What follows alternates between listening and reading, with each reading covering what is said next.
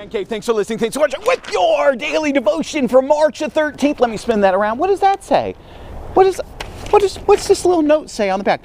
Read your Bible. Today we're going to be in Ecclesiastes chapter 7, and we're looking at verse 8. And here's the thing, this is Solomon's writing. This is towards the end of Solomon's life, and here's the thing. Because Solomon let women, watch this men, free point here, women draw him away from God, okay? He's gotten negative, okay? He's gotten kind of pessimistic. Solomon says this, okay? In Ecclesiastes chapter 7, verse 8, he says, the end of a matter is better than its beginning, and patience is better than pride. Well, what is Solomon talking about here? Well, friends, I have a great story. I want to read this story, and a lot of times I don't read because it's kind of blah, blah, blah, blah, blah, blah, blah. I could go anywhere on YouTube, Matt, and listen to some guy read a story, okay? I know you can, but this is a very short story, and it's very interesting because it explains our verse. It says this, a story is told about a man whose horse ran away. His neighbors came to console him and told him how sorry they were that this bad thing had happened. The man replied, who says it's a bad thing? Maybe it is, maybe it's not. So days later, the horse returns along with a beautiful black mare.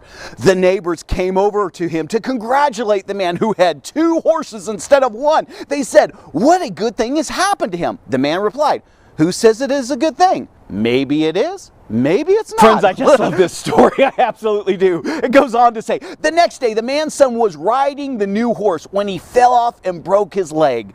This time, the neighbors were consoling the man, once more saying how he was right.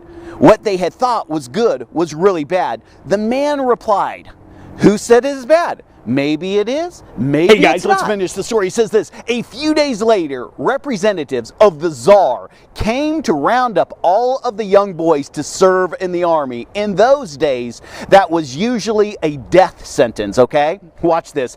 They didn't take the man's son because his leg was broken. When the neighbors came over that day, watch this, the man declared, now I know that my horse running away was a good thing. Friends, let me explain the story to you. See, only at the end of an event or a season can we really know if it was good, okay?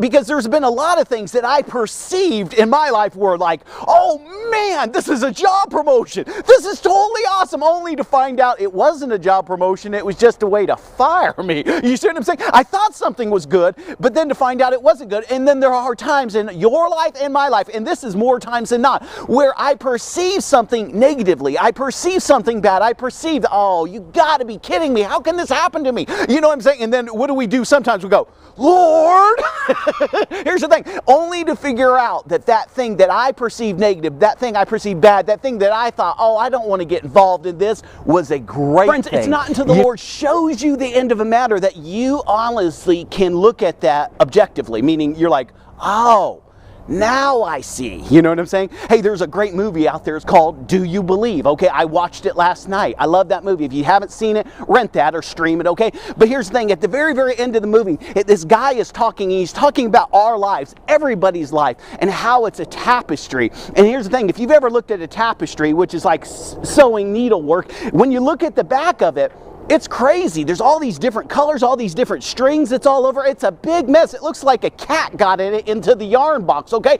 But if you flip it around, what happens? You see this beautiful picture. See, that's how it is. But we can't see it. But God can see it in your life, and He can see it in my life. And here's the thing. That's why you and I need to be led by God. Hey, friends, let me read this statement. Okay, it says this. Friends, when it comes to our lives, let's remember that the jury is out until the end. No matter what struggles we may be facing today, the story isn't over yet. Ultimately, things will turn out for good. With patience and faith, we will see it.